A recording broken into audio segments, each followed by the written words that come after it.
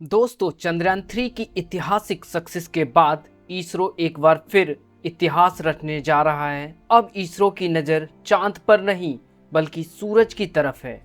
आइए समझते हैं इस मिशन को गहराई से।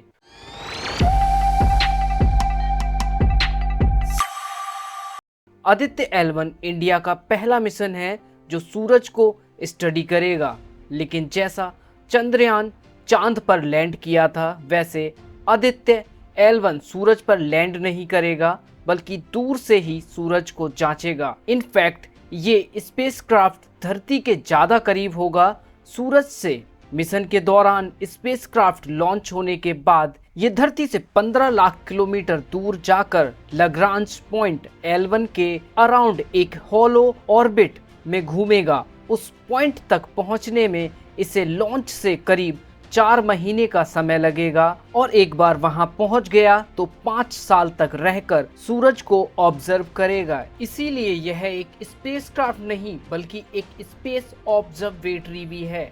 आप सभी के मन में एक सवाल आया होगा कि आखिर ये लाग्रांज पॉइंट क्या होते हैं। दोस्तों, यह अंतरिक्ष में मौजूद ऐसी जगह है जो धरती और सूरज के करीब सीधी रेखा में पड़ती है। सूरज और धरती की अपनी अपनी ग्रेविटी है।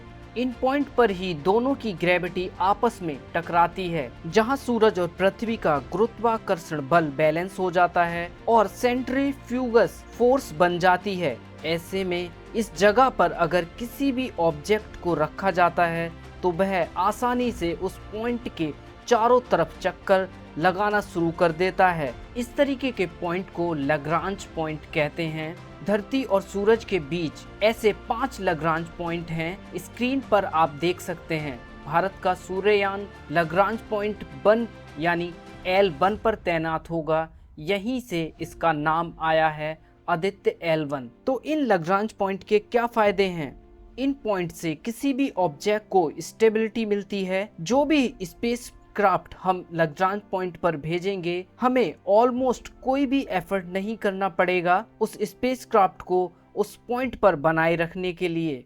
इस तरीके से स्पेस क्राफ्ट का फ्यूल बचेगा और वो स्पेस क्राफ्ट धरती की सन के अराउंड रिवॉल्यूशन के साथ गोल गोल घूमता रहेगा। इससे ज्यादा लंबे समय तक मिशन चलाया जा सकता है। और दूसरा फायदा, कंटिन्यूस ऑब्जर्वेशन। तो आइए अब बात करते हैं आदित्य L1 5 सालों तक सूर्य की क्या स्टडी करेगा। सौर तूफानों के आने की वजह और सौर लहरों और उनका धरती के वायुमंडल पर क्या असर होता है। आदित्य सूर्य के कोरोना लेयर से निकलने वाली गर्मी और गर्म हवाओं की स्टडी करेगा। सौर हवाओं के विभाजन और तापमान की स्टडी करेगा और वायुमंडल को समझने का प्रयास करेगा। आदित्य L1 में टोटल 7 पेलोड्स गए हैं जिनसे वह स्टडी करेगा। तो आइए इन पेलोड्स के बारे में जानते हैं।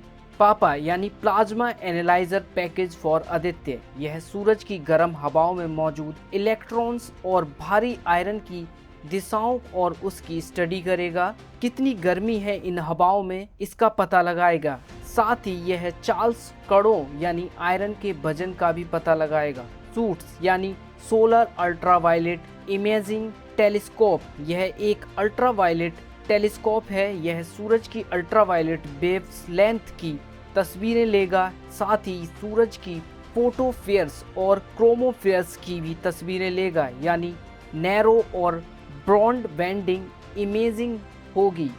सोलोलैक्सिस यानी solar low energy x ray spectrometer सूरज से निकलने वाले एक्सरे और उनमें आने वाले बदलावों की स्टडी करेगा। साथ ही सूरज से निकलने वाली सौर लहरों का भी अध्ययन करेगा। हेलटेनेस यानी high energy L1 orbiting X-ray spectrometer.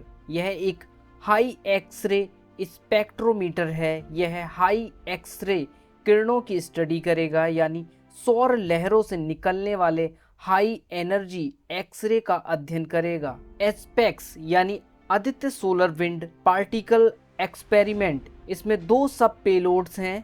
पहला स्विंग्स यानी सोलर विंड आयरन स्पेक्ट्रोमीटर, जो कम ऊर्जा वाला स्पेक्ट्रोमीटर है। यह सूरज की हवाओं में आने वाले प्रोटॉन्स और अल्फा पार्टिकल्स की स्टडी करेगा। स्टेप्स यानी सुपर थर्म्स एंड एनर्जेटिकल पार्टिकल स्पेक्ट्रोमीटर। यह सौर हवाओं में आने वाले ज्यादा ऊर्जा वाले आयरन की स्टडी करेगा। मैग यानी advance triaxial high resolution digital magnetometers, यह सूरज के चारों तरफ मैग्नेटिक फील्ड्स की स्टडी करेगा। साथ ही धरती और सूरज के बीच कम तीव्रता वाली मैग्नेटिक फील्ड्स की भी स्टडी करेगा। वीडियो को लास्ट तक देखने के लिए धन्यवाद। यदि आप ऐसी इंफॉर्मेटिव वीडियोस देखना पसंद करते हैं तो प्लीज हमारे चैनल को सब्सक्राइब करके हमें सपोर्ट करें। Thank you for watching.